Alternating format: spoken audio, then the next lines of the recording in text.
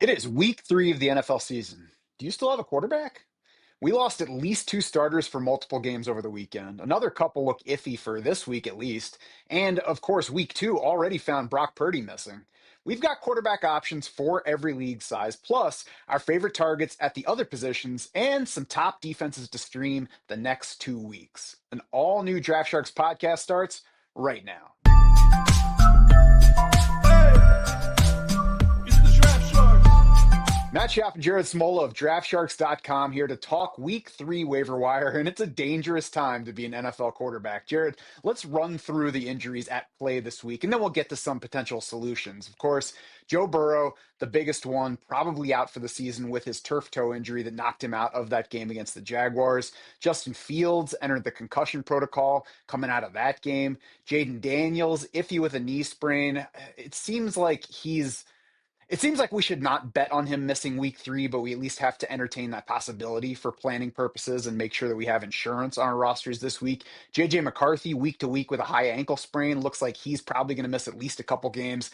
Let's hope that he's not in anybody's starting plans anyway. If that leaves you without a starter, then your team is in trouble beyond just that portion where McCarthy's going to be hurt. And then Brock Purdy, as I mentioned, was already out week 2 with a turf toe variant and is expected to miss at least one more game, maybe as many as 4 more games. So I guess first off, what are you doing in reaction to the quarterback injuries? And does any of those situations present a backup that is the solution? Yeah, we're sitting here with all these quarterback injuries, and we have like no significant running back injuries so far. No disrespect to Austin Eckler, who we all love, but that position's been pretty clean so far. So a crazy start to the season as far as injuries go. Now you've jinxed it. Yeah. I mean, they're coming. They're coming. That's why we say to stash these backup running backs, because they're definitely coming. Looking at the backups of those guys that went down, I think it's Jake Browning. I think Jake Browning could be like a top 15-ish fantasy quarterback the rest of the season. I think he's okay. I think he's good enough for a guy who has Jamar Chase and T. Higgins. Jake Browning made 7 starts in 2023 in place of Joe Burrow. He was quarterback 9 in fantasy points per game over those 7 starts. 71.5% completion rate, 8.2 yards per attempt. He did run for 3 touchdowns over those 7 games, which is a bit fluky. So, maybe he wasn't as good as the quarterback 9 suggests, but he did average 12.6 rushing yards per game in those 9. So he's not a zero with his legs. And the Bengals stayed pass leaning with Jake Browning in 2023, not as pass heavy as they are with Joe Burrow, but the Bengals were still 59.7% pass, 59.4% neutral pass rate with Jake Browning. I think you're going to get something similar. I mean, this offense still needs to run through those receivers. So to me, Jake Browning, outside of Daniel Jones, who we'll get to, Jake Browning would be my number 2 waiver target as far as quarterbacks go this week. Spicy. So he's certainly in play at the very least for 2 quarterback super flex leagues, should be picked up everywhere. Sounds like you think that he belongs on rosters in 1 quarterback league. So let's kind of place him in among the other guys that might be available. You mentioned Daniel Jones. I mean, he's got to get picked up at this point. It was not hard to explain away. Week 1, he had 2 rushing touchdowns. Obviously, no quarterback's going to do that on a regular basis, not even Jalen Hurts. Also played a Miami defense that's likely to just remain bad all season.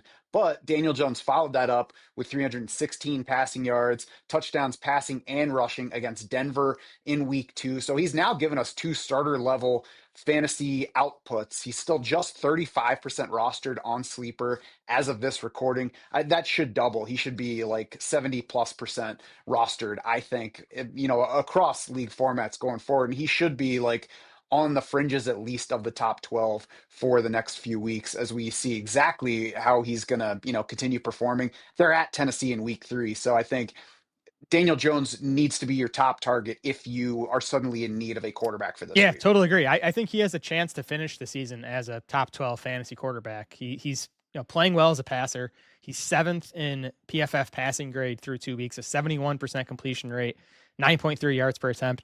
And then this rushing stuff, he has 3 rushing touchdowns, all from the 1-yard line. They're using him like Jalen Hurts, which is super annoying if you have a lot of Jonathan Taylor like I do. Not that Taylor's been bad.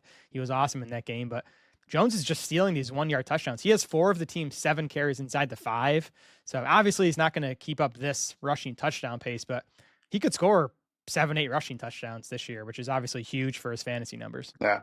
On the less available front, these guys could be options if they're available in your league, but probably not as widely available. Trevor Lawrence, 40% rostered on Sleeper. Michael Penix, 43% rostered on Sleeper, probably coming off his strong week one, had a rushing touchdown in there. I'm not sure how ready I am to trust Penix as a starter just yet, but available to those teams that are in need. On the more available front, we've got Russell Wilson, just 13% rostered on Sleeper. Of course, came off of a terrible week one to post a huge week two against Dallas. I think we'll probably expect something in between going forward. But we've got him. We've got Aaron Rodgers, 34% rostered on Sleeper. Geno Smith, 23%. Sam Darnold, 17%. Jared, who's your favorite target among those? And then maybe we can compare him to your new boo, Jake Yeah, Browning. just going back to Lawrence and Penix, I definitely prefer Lawrence among those two. I would put Lawrence like just behind Daniel Jones and ahead of Jake Browning if he's available in your league. I thought Lawrence played better in week two. His pass catchers dropped 5 passes, including a few from Brian Thomas. I don't know what's going on with Brian Thomas. That's another discussion. Um, Among these other guys, it's Geno Smith and Sam Darnold for me. Russell Wilson played well. I think that game was just as much about the Cowboys defense as it was Russell Wilson. And then Aaron Rodgers in week two. I think, what we got in week two from Rodgers is what we should expect going forward, not what we saw in week one from him. But Geno, I mean, that was as bad as I've seen Geno Smith play on Monday night since his Jets days. So I'm just going to give him a mulligan for that one because he was so good in Seattle. He was good for the Raiders in week one. I'm just going to give him a mulligan. I expect him to bounce back. The Raiders, surprisingly, 7th in neutral pass rate through 2 weeks. This has been a pass-leaning offense. The running game just hasn't been very good. That's probably been part of it. We need Brock Bowers to get healthy for Geno Smith. He did not look healthy last night. I think he might have another week or two of, Bowers not being himself, but I think he'll eventually, get back there. And Geno's schedule looks pretty solid to me too in the short term. Washington, Chicago, who's down their top cornerback going forward now. The Colts and Titans next for Geno Smith. So I like Geno. And then right behind Geno, I would have Sam Darnold, who's just playing really well. 68% completion rate and 7.9 yards per attempt through 2 games. He's 3rd in the NFL in PFF passing grade. And Darnold might have the best short-term schedule among these guys. He gets the Saints, Cardinals, Bucks, and Jags over the next 4, all what I would call, at least slightly positive to very positive matchups. The concern with Darnold for me is the volume. Seattle has been run heavy as we've expected. The Seahawks are just 25th in neutral pass rate. So probably not going to get a ton of volume from Sam Darnold, but he has been efficient so far. Here's how close the quarterbacks are, I think, anyway. I disagree. I like the other two better for right now. I think it depends on if you're looking for a week 3 solution and if you're looking for a longer term solution. I can get behind Geno Smith as the longer term ad, and we'll see if he, proves that week 2 is just a blip and he's going to be closer to week 1 or at least, good Geno Smith going forward. Sam Darnold, I like the matchup this week, playing fine so far, but I worry about the passing volume there. That was what would put him behind Russell Wilson and Aaron Rodgers for me, just in terms of a week 3 option. Russell Wilson is obviously the most widely available.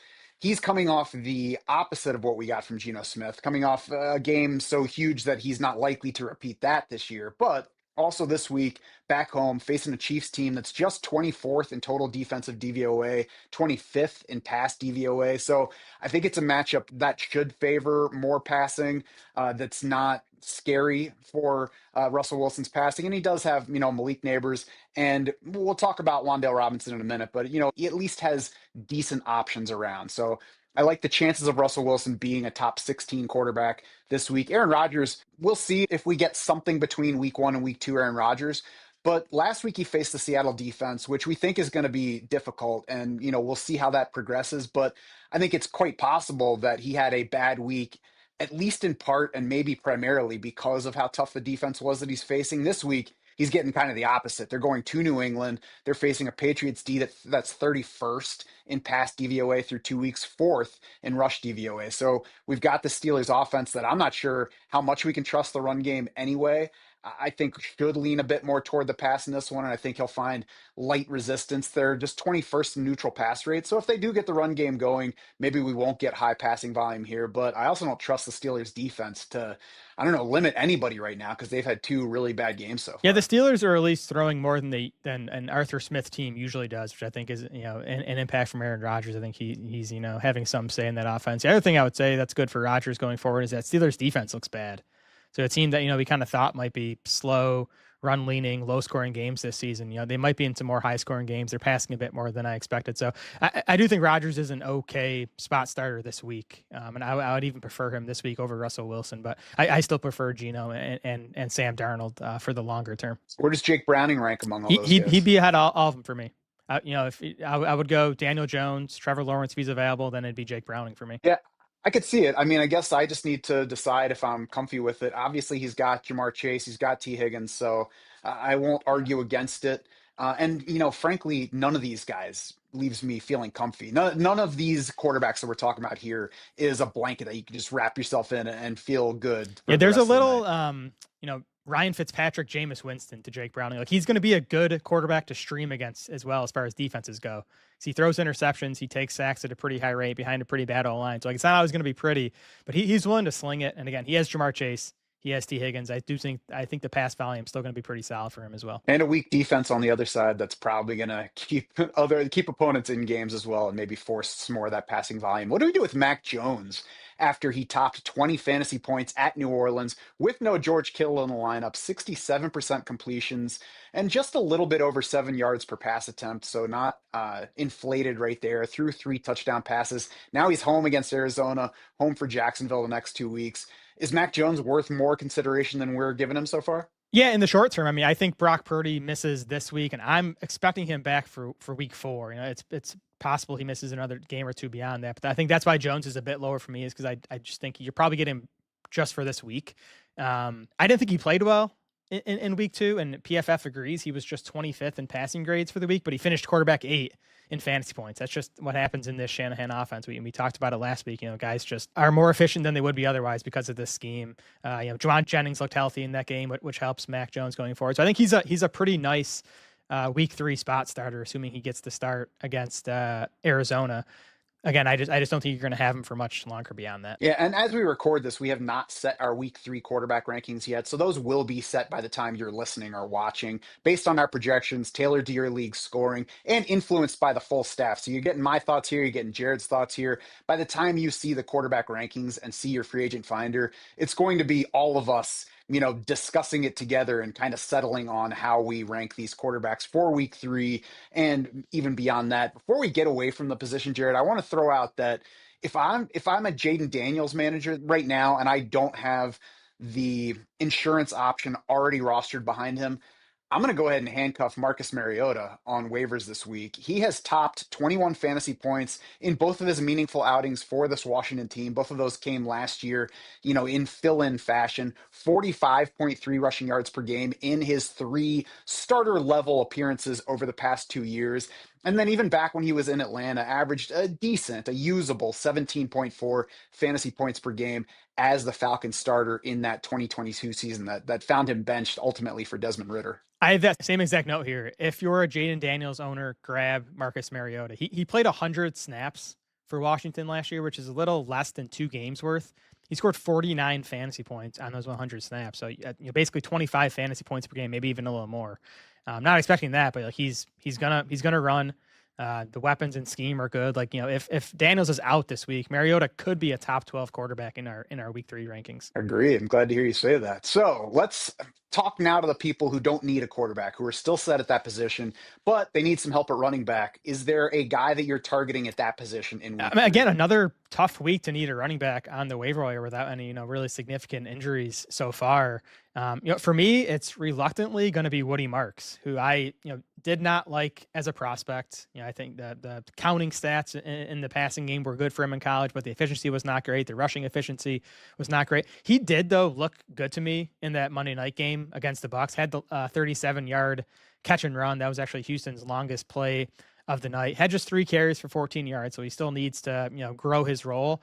But Dameon Pierce was a healthy scratch for that game against the Bucks. Marks, did play 27% of the snaps. That was second most behind Nick Chubb. And Nick Chubb, I mean, he had the 25-yard touchdown run on his last carry.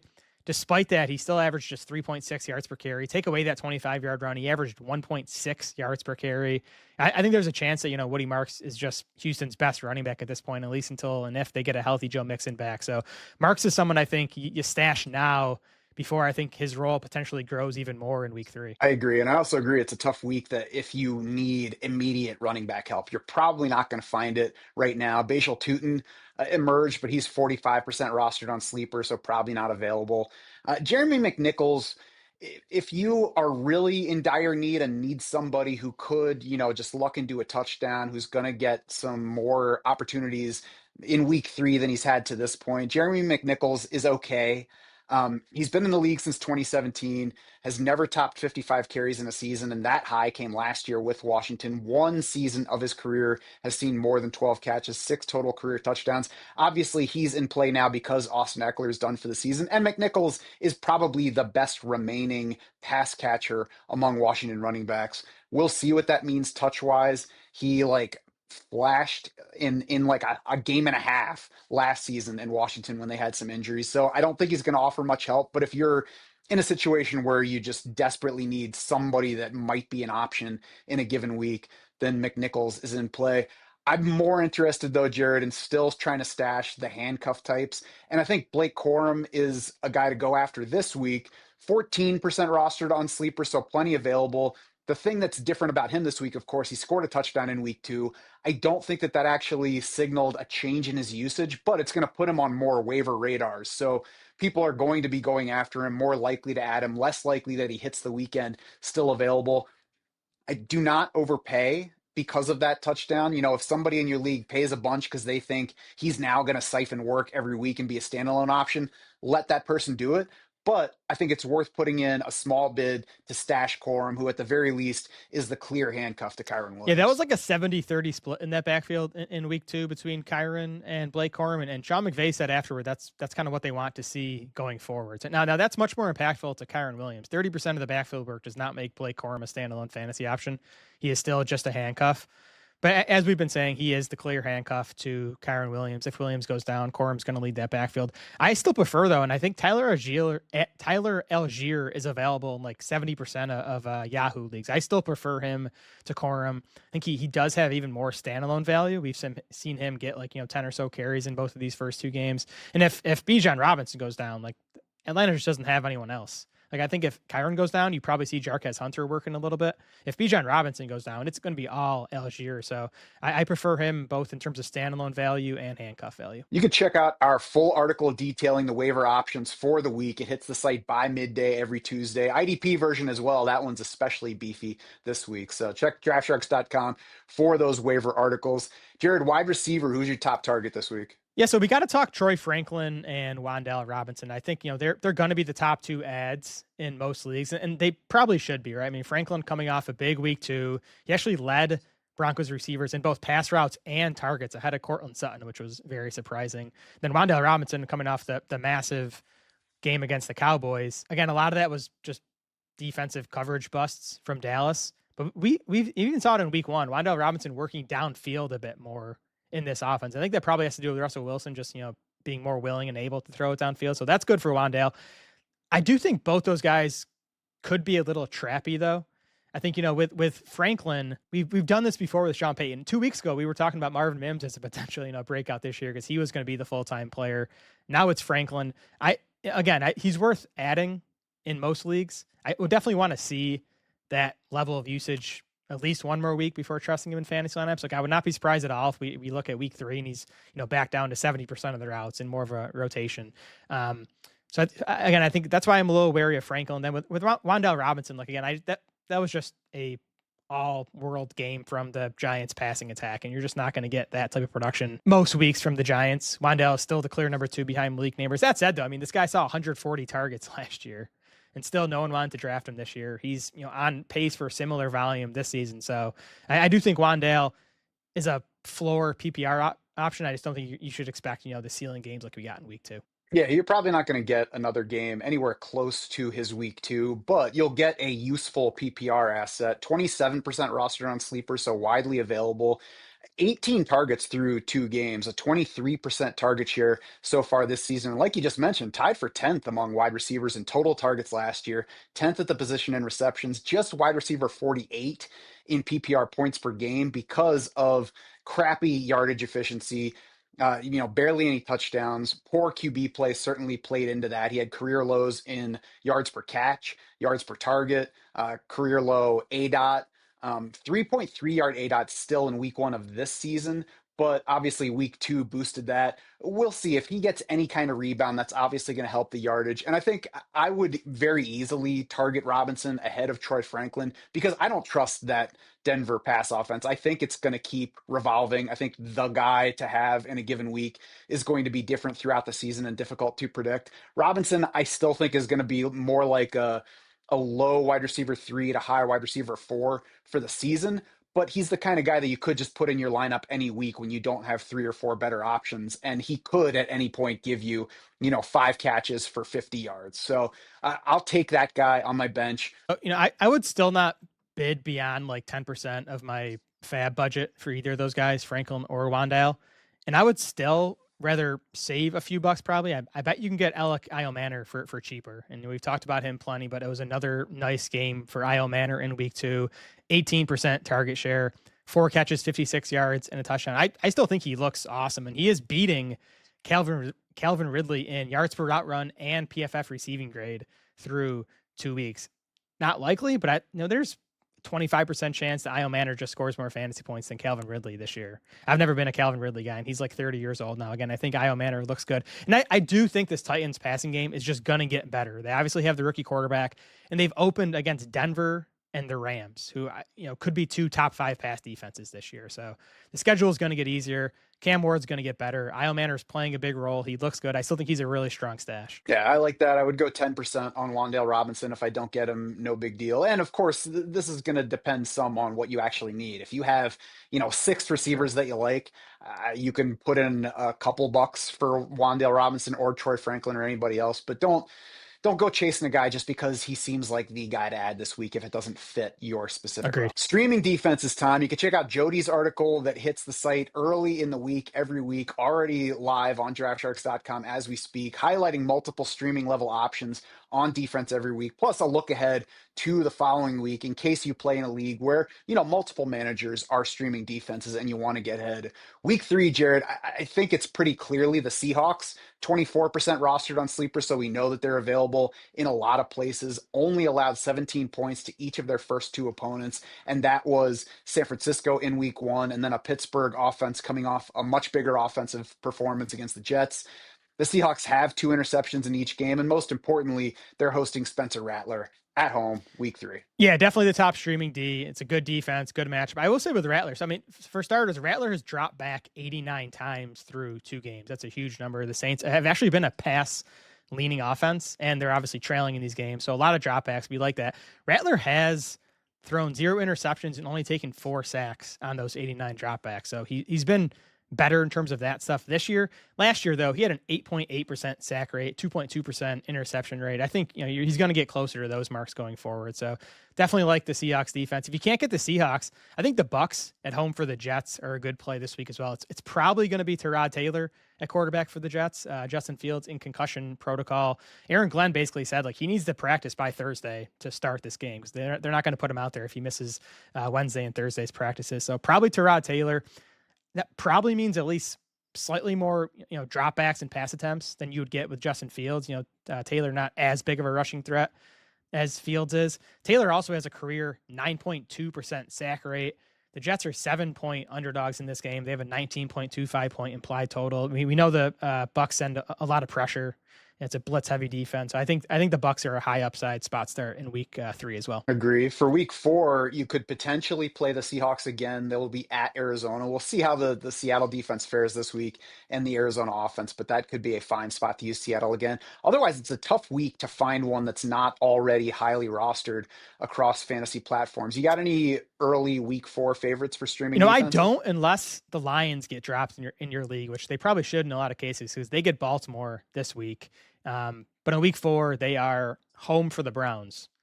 They're going to be like 14-point favorites in that game. You're going to get 50 dropbacks out of Joe Flacco, assuming it's still Joe Flacco at that point. So it looks like a tough week for streaming in week 4, but definitely keep an eye on the Lions. If they're dropped, I think they're worth stashing for that week 4 matchup against Cleveland. Yeah, I agree with that. And we, of course, the availability is going to vary by league. Even if a defense is highly rostered on one platform, they might be available in your league. We do have look ahead rankings, so you can check next week now if you are trying to plan ahead for defenses.